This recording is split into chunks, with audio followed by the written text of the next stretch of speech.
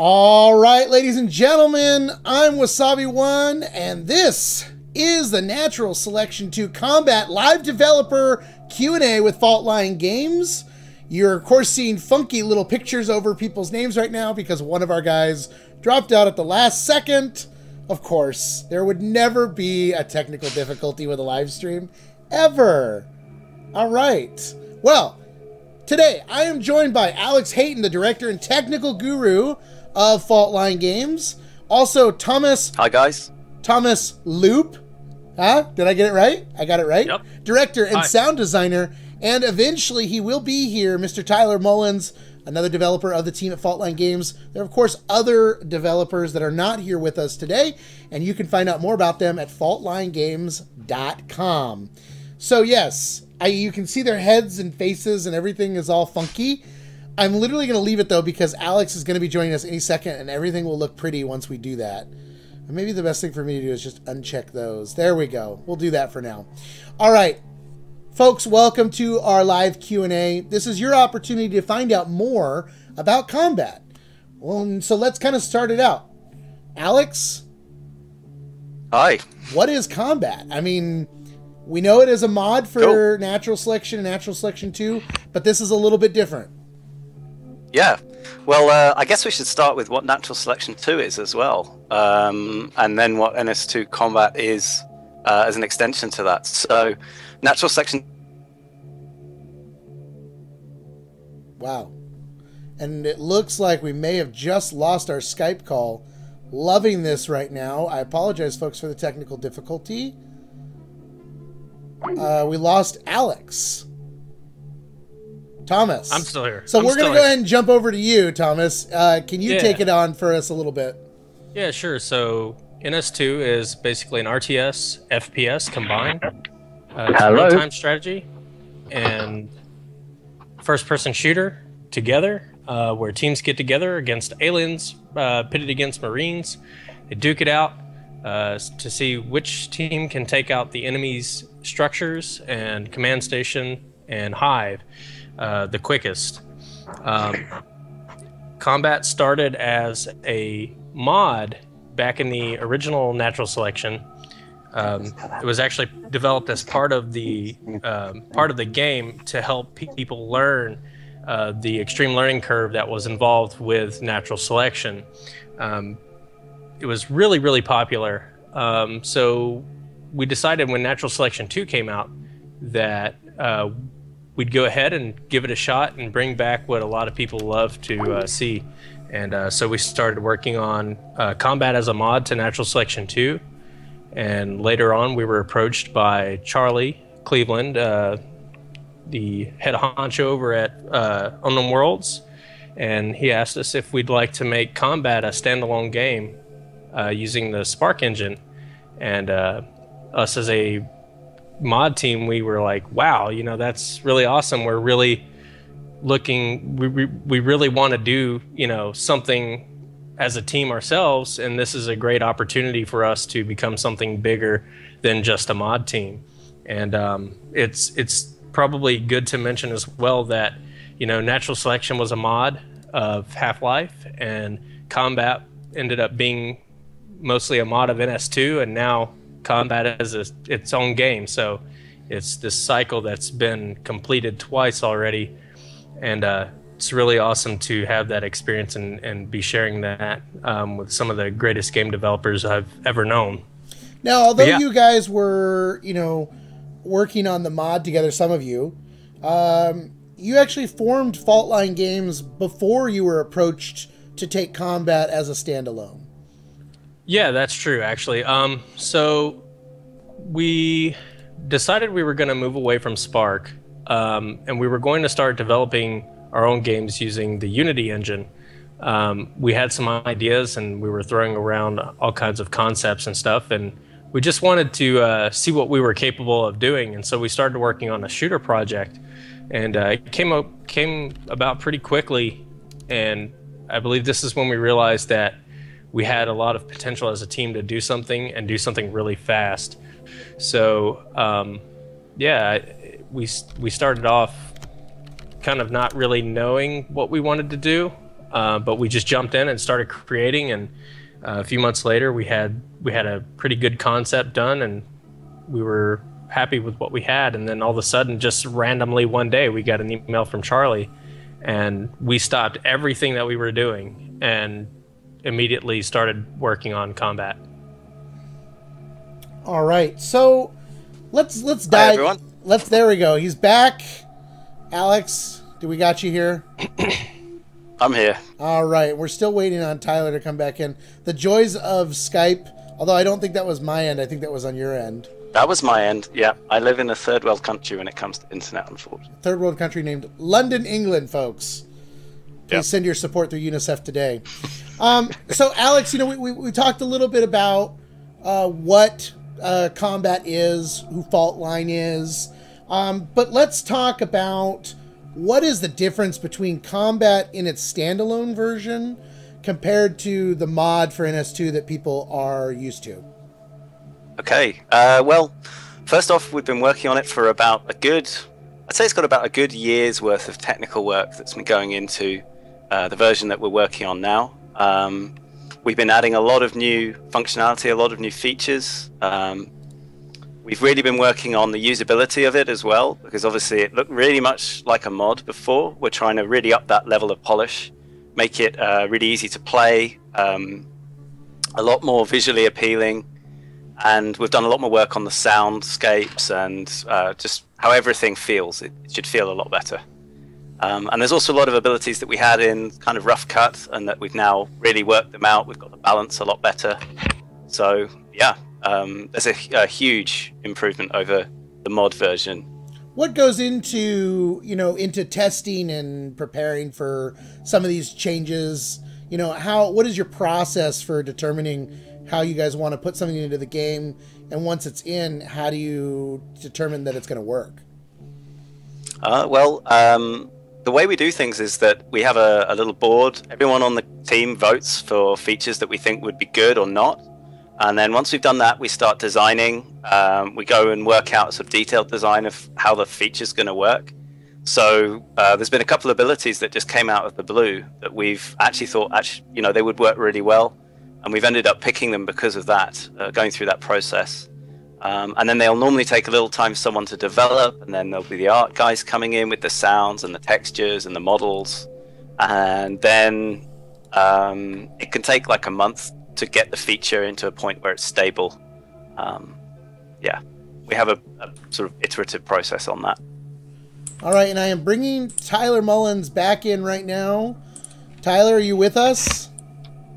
I am, and you can pretend I'm using this microphone even though I'm not. Sorry for that whole delay. I was trying to... All right, so we apologize for Tyler's audio quality, but there you go, guys. You can now see their faces. Let's go ahead and reintroduce them.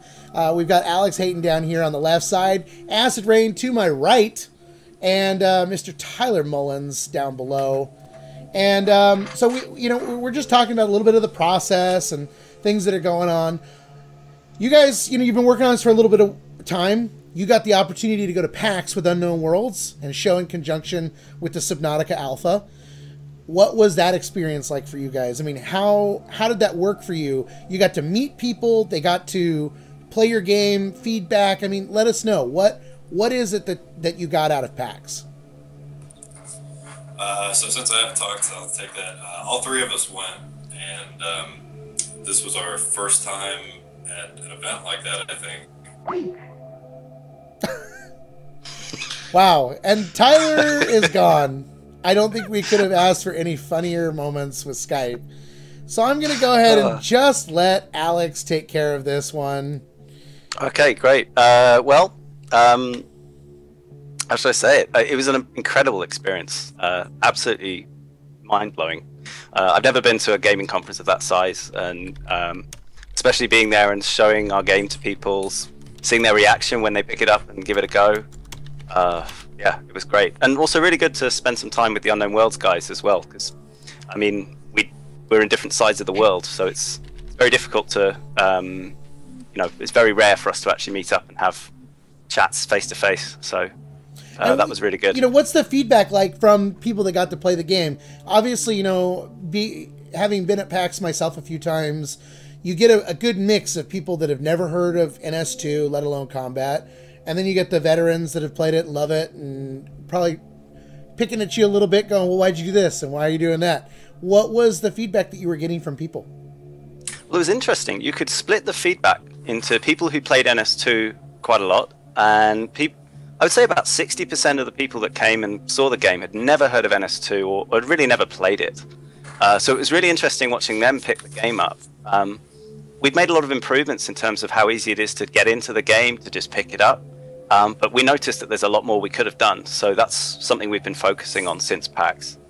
The feedback from the NS2 guys was generally quite good. I think a lot of them had maybe not played combat before, or they played it in NS1, and I think the level of polish and the level of stuff we've got now, it's a good gaming experience in its own right, and it's something you can just pick up and play and have a good game in about 10 minutes. It's something that's a lot more suitable for public, like just playing with strangers on the internet. Whereas NS2, sometimes you can have just a bad day with it. You might play for a few games and you wouldn't it wouldn't be quite as fun if you've not got a good commander or whatever. So I think the feedback's been good. There's something to be said in general for being able to jump into combat and immediately you're going. There's no worry about a commander. You're kind of the control of your own destiny as far as what your upgrade path and things are.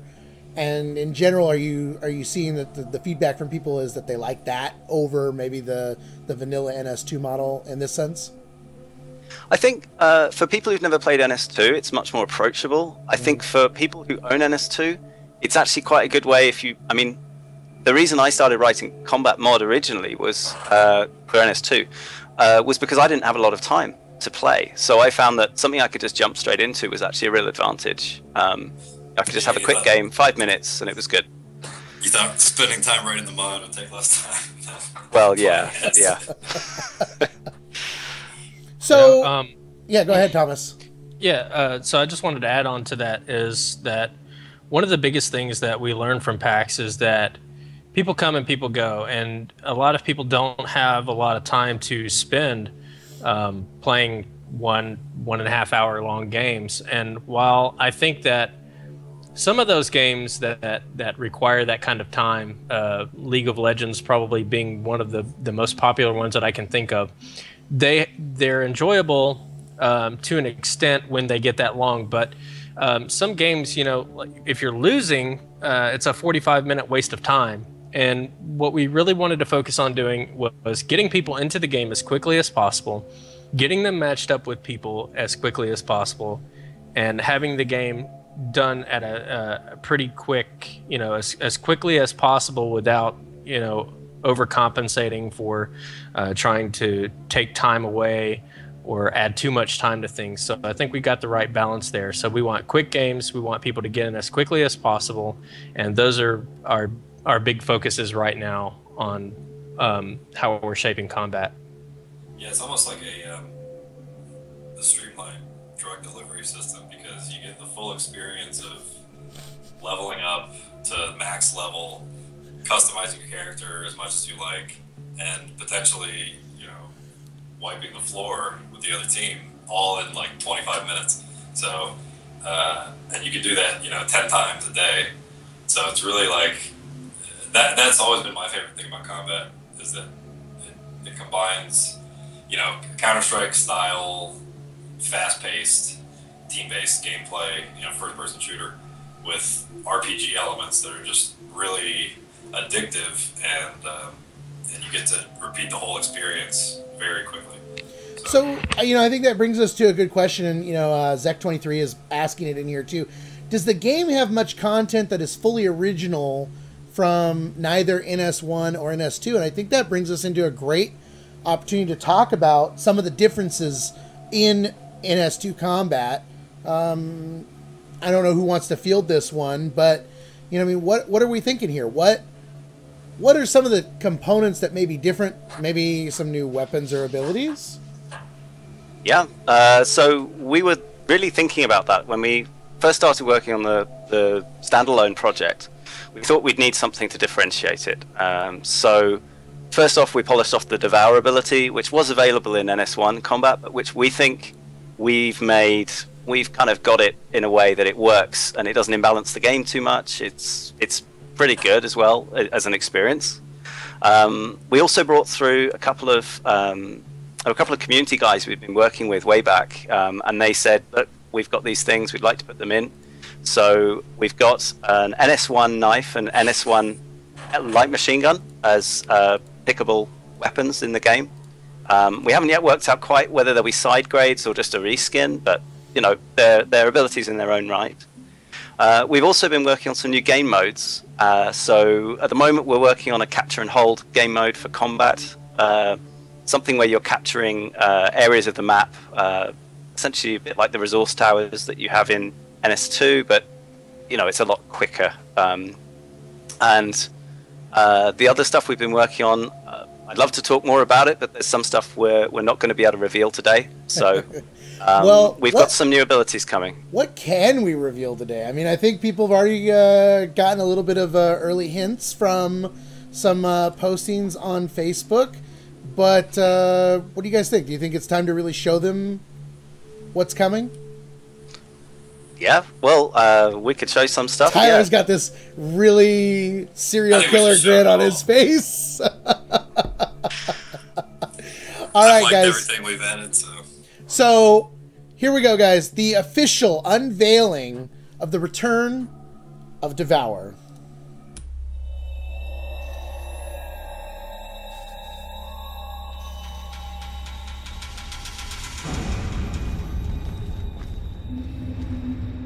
Hold here. I'm going to check up ahead.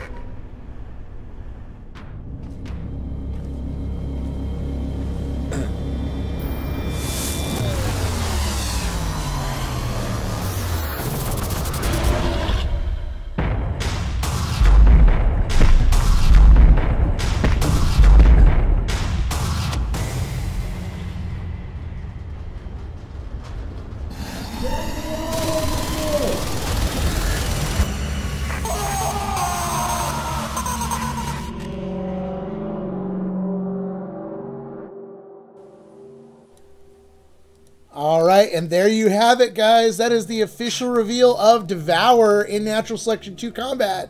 And wow. Okay. I know it seems like fake when I say that, but when I first got to watch this video, and I'm like, oh, yay, the pink, gooey, slimy belly again. There it is. And then he starts hitting. And this is in-game footage. This is actually the Marines hitting and karate chopping and trying to do stuff inside the belly. And that is awesome.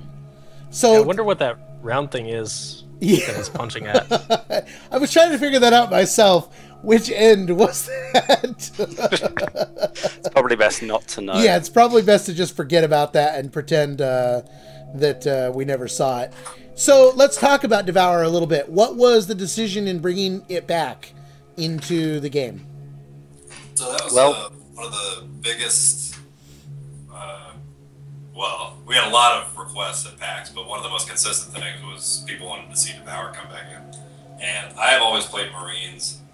So trust me, I did not like the original Devour, but I thought there was a good spot for it in the game if we modified it a little bit, and so I promised people we'd put it back in, except we'd make it work this time, and I think we are very close to having it perfect. The biggest change is that the Marine does damage to the Onos now while he's inside when he punches. And it really makes an Onos player consider whether they want to devour a Marine, because it's not uncommon at all to kill an Onos when they devour you. Especially if there's another Marine around, you can almost guarantee that you will die if you devour a Marine.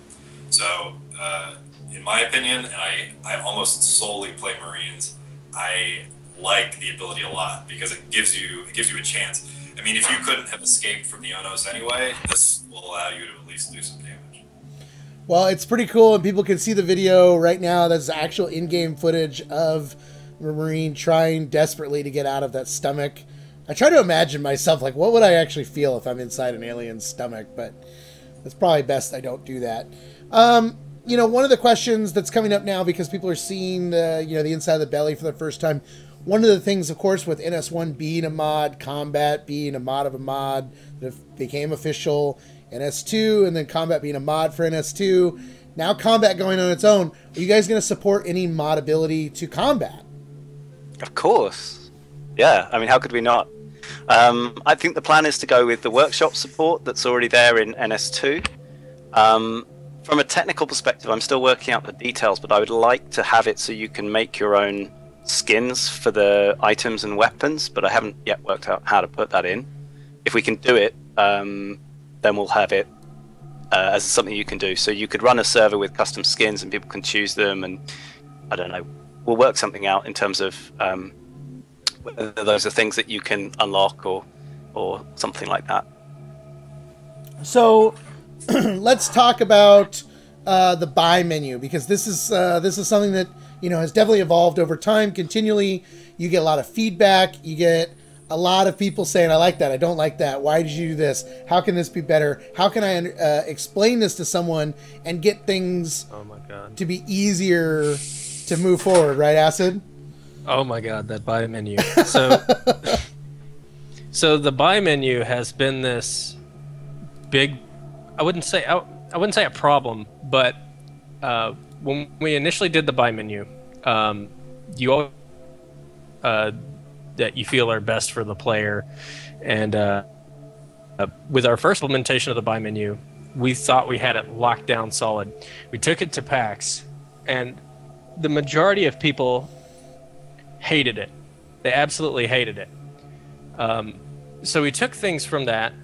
We got a lot of awesome feedback, and we began working on a different buy menu, using some of the feedback that we got, and we found that it was this double-edged sword. Each time we would redo the buy menu, that something was being left out or something wasn't right. And so we again took it back to the drawing board for a third time, and I believe that this time we've got it right. People are actually enjoying the buy menu. They are it's easily, they can nav through it easily.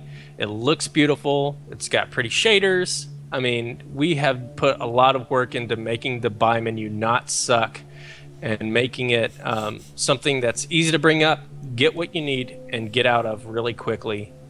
So we're really proud of the buy menu we have right now, and we're always looking for feedback to improve it even more for usability. Yeah, I think the biggest problem with our initial buy menu designs was we were trying to sort of but try to group Marines and aliens into the same pattern of how upgrades are purchased, and they just don't work like that. I mean, if you abstract it really far back, you can sort of make some connections, but they're just sort of fundamentally different. I mean, there's some common upgrades that all aliens will have, but then there are life form specific upgrades that you don't care about if you're not a Fae or not a Skulk. So you shouldn't see those if you're an Unos. You shouldn't see Skulk upgrades. I think it was a really good choice to split up those life form specific ones in NS2, and in live combat they're just shown as tier 2 and tier 3 abilities. That's how we had them in packs, and it really wasn't clear, to anybody who was new to the game what those were. And it lets you, some of the upgrades were combined for aliens, for the life form specific ones. So we've really designed it from the ground up with usability in mind and clarity, instead of trying to sort of mush combat into the framework that NS2 uses, sort of like the live one did, just because there wasn't enough time to totally split it up and redo it. So let's talk a little bit more about what people can expect in the game. Let's talk about maps. How are maps going to be included, and are they based on NS2 maps, NS1 maps, totally new concepts? What can we expect? Okay, I can't speak on behalf of Rami, who's been organising all the mappers, and I can't speak on behalf of the mappers themselves, but what we've managed to do is get some of the maps that we thought were the best from NS2 and NS1 combat and rework them as much as we can. And we've brought some of the original mappers on board. Sometimes they've been reworks of existing maps, and brought them into the team as well. So they're all kind of functioning as part of the development team, just like we are.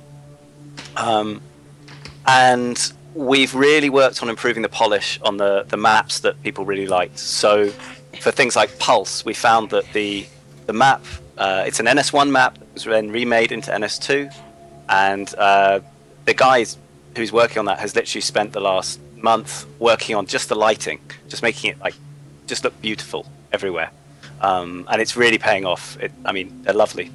There's also going to be a new map that may or may not make it on release. If not, it'll be shortly after. That's being done by one of our developers, Mr. P, and that's looking really nice. It's got a really different feel to a regular NS2 map. And one thing we've been trying to do is to create a kind of narrative for the maps that we've got in the game as part of the official release. So trying to stitch them together as part of some kind of cohesive area that there's a link between, and there's a bit of a backstory to. And we obviously can't reveal any of that right now. It's still in the works, but you'll be able to, for example, see hints of other maps, maybe in the distance in one of the other ones. And there's a bit more kind of connectivity between the levels. When it comes to map designs, are you encouraging mappers to develop them around a certain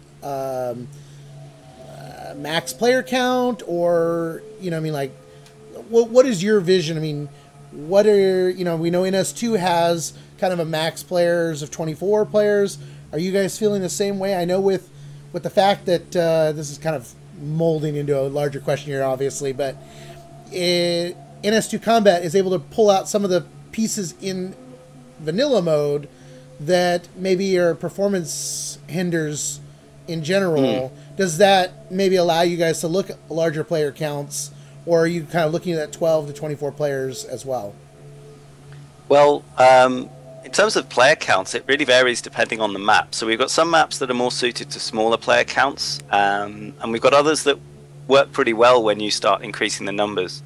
I think in terms of server performance, some of the big hogs have been taken away, but you know, there's only so much you can scale the game. It's certainly not going to go up to like 48 players or anything like that. I think you start hitting issues when you go above 24.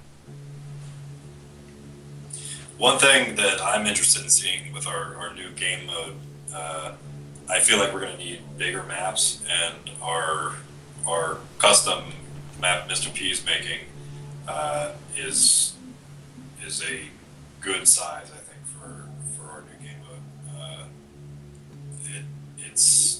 I mean, I played a lot of WoW, and it's a lot like Arathi Basin, so I can see a need for larger maps, maybe even bigger than standard NS2 maps. But we'll have to see. That's still in very, very early testing stages. All right. Well, let's talk about... Oh, this will be a great one because I know Acid Rain's going to be excited about this. Will there be cool custom soundtrack, in-game music while playing, or in general? You know what? Let's talk about this. You know, the music for NS2, amazing. The soundtrack was really cool. But Acid, you yourself, you're a sound guy. You like to develop the music. Pretty good at it. All the music you guys have been hearing today is all Acid Rain produced. So tell us. So, I can tell you, yes, there will more than likely be a soundtrack. Because we're such a small team, it's really difficult because I've got the roles of being director, being sound designer, and being doing all the composition for music for the game as well. I want to say yes, there will be a soundtrack. I can't guarantee it, but I've already made some tracks for it if it's possible. Only time will tell. The tracks that we have right now are, I would say they sound really awesome. There were some feats to overcome in creating a lot of the music for the Natural Selection universe. One of those things that is really difficult is that when someone has been working on a video game and a sequel comes out and the same sound designer or the same person directing the music for that game is not able to do there, so there's someone else working on the music, it's very difficult to kind of recreate the sound from the same universe because every artist is different. They have, a different style. And something that I guess I have to my advantage is that I was always a big fan of industrial type music like Nine Inch Nails. I'm a huge fan of Square Pusher, Ben Jordan, The Flashbulb, and a lot of the kind of industrial glitch based kind of electronica, which is right down NS2's alley. And so I gave it a shot, and man, all I can say is that, it fits. The music that I have for combat, it fits really well. I focused on a lot on making sure that the Kara feel organic, and the music that's playing for the Kara is organic as the Kara are evolving. And so I've went through and made sure that we're using organic instruments, African tribal drums, things like that. And for the Marines, I really see this kind of badassery. Everyone wants to be a hero. We're all amazing, and we can kick a lot of ass. So I gave them some guitars, and I gave them, some industrial kind of Nine Inch Nails sound. And of course, we've got the trailer that you saw today, the teaser for Devour. So, if you're interested in knowing what the music for combat will be like, a good way to find out is to listen to the sound for the Devour reveal, and you'll have a pretty good idea of what we're going for with combat and how closely related it is, but also how different it is compared to NS2. And I think that that's really awesome. So we're keeping in the universe, but we're also being different. And I think that that's something that is beneficial, especially when you're working in the same universe into something like combat. Yeah, it's in the natural selection universe, but that doesn't necessarily mean it's in the exact same place. So we want to make sure that combat really sets itself apart from NS2, but also brings all the great qualities that include sound, video, everything that was awesome about, or that is awesome about NS2, and bring those into combat and share those with hopefully a new audience and the pre-existing and currently existing audience that NS2 has. Thank you so much, Acid. Yeah, and the music we used at the beginning of the stream is exactly what he talked about. It's kind of the marine-themed music, and then at the end of the stream today, you guys will get to hear a little bit of his alien theme music as well, and it's really great stuff. So we look forward to hearing more from Acid Rain. So I'm going to bring these two questions in that are kind of somewhat, I think, comp-related questions. Or just, people that are looking to just jump in and have a lot of fun. Let's talk about matchmaking. We saw there was kind of a little dabbling with it in NS2.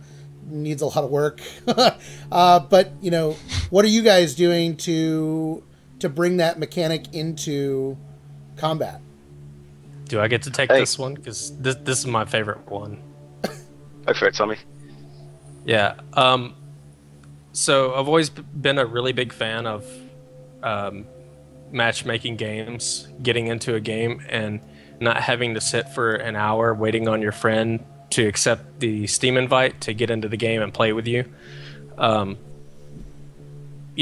in the old days of the all-seeing eye, there was no matchmaking. It was call your buddy up on the phone and hopefully he answers and his mom doesn't kick him off the computer or start dialing. But nowadays we have the technology and the ability to get people into a game very quickly and get them playing with their friends instantaneously. And matchmaking is one of those things that I feel like NS2, they did it and it was okay. And I think that combat took a lot of notes from that. People want to play. They want to play ranked games. They want to play with their friends. They want to get into a game instantly. And of all the feedback that we got when we went to PAX, we heard probably the most that, they were interested in ranked play. They were interested in, playing with their friends as quickly as possible. And so our plans are to hopefully get matchmaking in for release.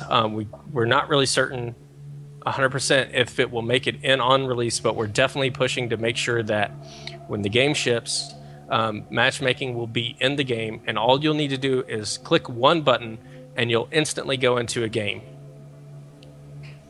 Yeah, so that's I guess expanding on that, something that, I play a lot of pub games and I'm not actually very good at NS2 combat. So something on my side that I really wanted to try and integrate into that is a stats system that will track your general player skill, as well as tracking a lot of the other stuff that you're doing for achievements, etc. And some way of finding a game that will be at your skill level and making sure you're not just going to have a bad gaming experience. So that's something I'd also like to achieve in the matchmaking. I think we can do that. As far as game experience goes, I kind of highlighted it a little bit earlier, and and I say this because I have no idea, but you guys are doing your own standalone. You have access to Spark. This is going to be standalone game using the same engine that Natural Selection 2 uses, but because it's not the full version of NS2, are there things that can get stripped out that are giving you guys noticeable performance enhancements, or at least more stabilization in some areas that we may not be seeing in NS2? And if so, is that something people can look forward to, or are you hoping to kind of utilize some of those benefits that you're getting back to add more features in? Well, certainly the maps are a lot smaller. In the majority of cases, the average combat map is maybe a third to a half the size of an NS2 map, or even less if it's a really small one. So that gives you immediately a lot of performance boost in terms of memory usage. If you're on a slightly weaker computer, you'll probably get a better game out of that. The other thing we've been doing is stripping out and doing a bit of performance optimization where things aren't needed in combat. We've just removed the models, so you're also going to save a bit of memory and overhead on that. We've also decided, I know this might be controversial, but we've taken out infestation because we were finding that including it in was putting a bit of a server overhead in, and because it's not a core game mechanic for us, taking it out actually allows the mappers to define what the alien or the marine areas are looking like. They can paint them themselves, and we found that that's given us a small performance boost as well. All right. Well, I'm sure people are going to be excited by that because performance in general seems to be one of the things we continue to hear over and over and over again on all sides of NS2, but there's always work to be done. And, you guys have just recently actually gotten your full access to the engine, and I'm sure once your guys get a chance to dive in there, who knows, they might find something. And, I know Alex and I even talked last night that we hope that there can be a nice relationship between the community development team and the combat guys. So if either of us is finding stuff, that we're going to be sharing that with each other. So that's great as well. So, really, we're going to kind of start winding down here. Is there anything that you guys really want to highlight that we haven't talked about yet? It would be kind of nice in a future Q&A to get a little bit more in-game footage that explains maybe the base difference between combat and regular NS2 as to how it works to gain experience and kind of what the intent of the round is. Can you give us just kind of quick overview, Alex, as to what that core difference is in the gameplay? I know we talked about, it's different, but what is that difference? Of course, yes. So in terms of the core difference, it's a focus on the individual within a team rather than a focus on the team needing to have this sort of, the team makes the decision on what path to take. So obviously you're on the same team as everyone else, but you've got a lot more focus on individual choice, individual upgrade paths, and how the way you play the game could be completely different than some of the other people you're playing with. The other key difference is that you are gaining abilities based on your own skill. So, you get a bit of a boost if you're a bit behind. We try and keep you up, but if you're playing very well, you can get access to the abilities slightly earlier. You can really flip a game by getting a crucial upgrade at the right time, in the same way that you get in MOBA games like League of Legends or Dota. So that's a kind of interesting mechanic that comes out of that. The other thing is the time limit. So we have an overtime mechanic. We try and pin the games to be around like 15 to 20 minutes at max. So there's a lot of stuff that happens in the late game that doesn't happen in the early game. So there's a progression as well in terms of what tactics are effective and what styles you might play with. Well, it sounds exciting. I really like that it's a little bit different feel. It's a lot easier to jump into and get acclimated to play. One of the things that people are asking in the stream is there going to be any way to set kind of an auto upgrade path that as you unlock upgrade points that you can automatically grab weapons power 2 or anything like that quickly? So any answer to that? Yeah, it's not something we have. Oh, sorry, Tyler. Yeah, so it's not currently in. That is definitely on the list of things to do. I've been sort of the main guy doing the buy menu, and one of the reasons for that is because I always was sort of frustrated by not being able to use it in certain situations, like while you're dead, which currently you can't, but with Spark we will do our best to implement that. But it's even still a lot more convenient currently, and adding in auto upgrades would totally be in line with that. So that is probably next on my list of things to do, and it should be pretty easy to get done. So for instance, while you're loading a game, while the map's loading, you could set your upgrades for that map, or while you start a game in the main menu, you have an option. That's definitely something we're looking into. Well, that's exciting and awesome, and it's definitely something that people really seem to kind of want in general. I know we've heard a lot about it in the vanilla game as well, that it'd be great to be able to set some queuing system for upgrades in general. So, guys, I want to thank you guys for coming out today. Do you have any last thoughts that you'd like to share with the community before we wrap things up here? Acid? I was upside down for a minute. Yes, you were. I think that I think combat is what a lot of people have really been looking for. The things that NS2 did really well are present in combat, and some of the things that combat did really well in its early days, we've brought those things back to life, and we've done it right. We've not just done it and said, let's throw up some kind of terribly thought out idea and then just call it a game. We've really gone back multiple times, refining and perfecting every single aspect of what combat is, and we want to make sure that everyone who gets combat stays in combat. We want to make sure that people enjoy the game they're playing, and they don't just buy the game and then play it for 15 minutes and then say, we want people to come back and play and experience, a wonderful game that will continuously give them a great experience. And I think that's been our biggest focus. And sometimes that's why we lack to put out a lot of information early. We want to make sure that we get it right. And my closing words are, we really, really want to thank every one of you for coming and supporting us. We're a very small team.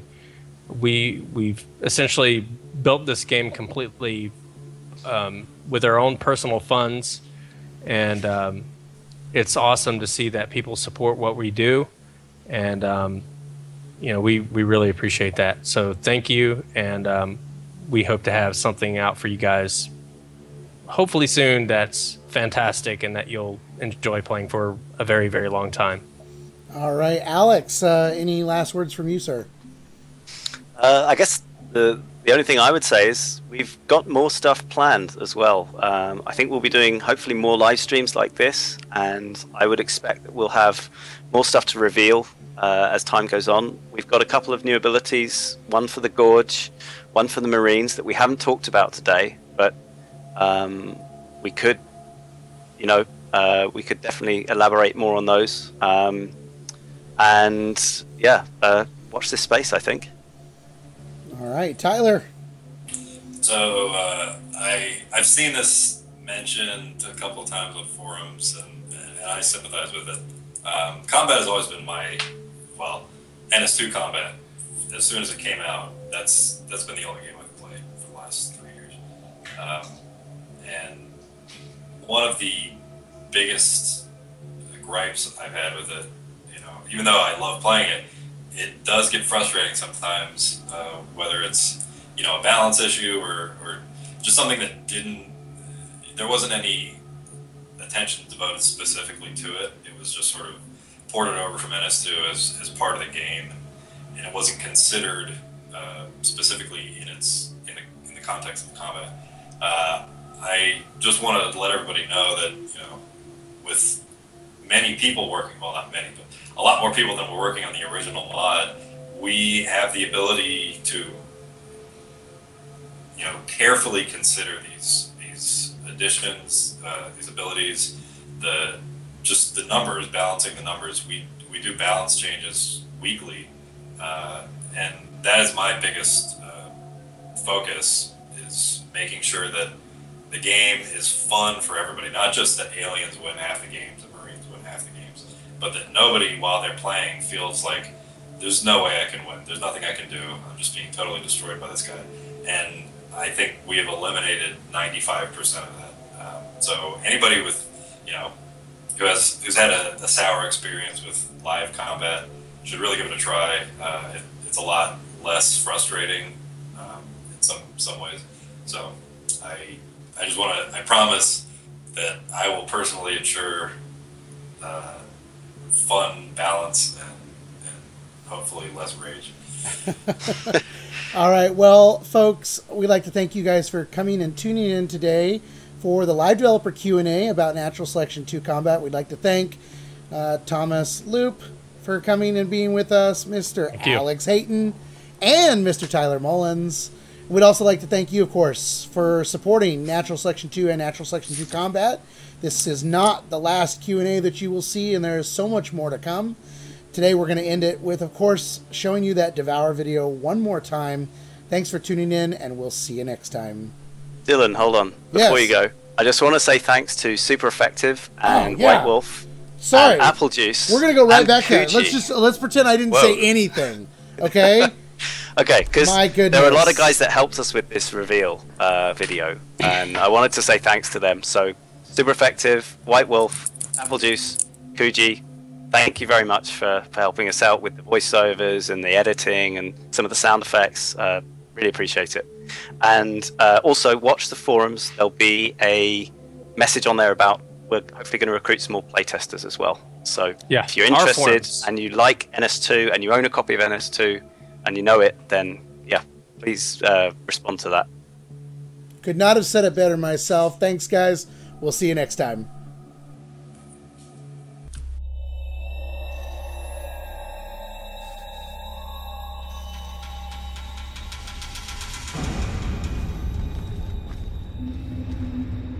Hold here. I'm gonna check up ahead.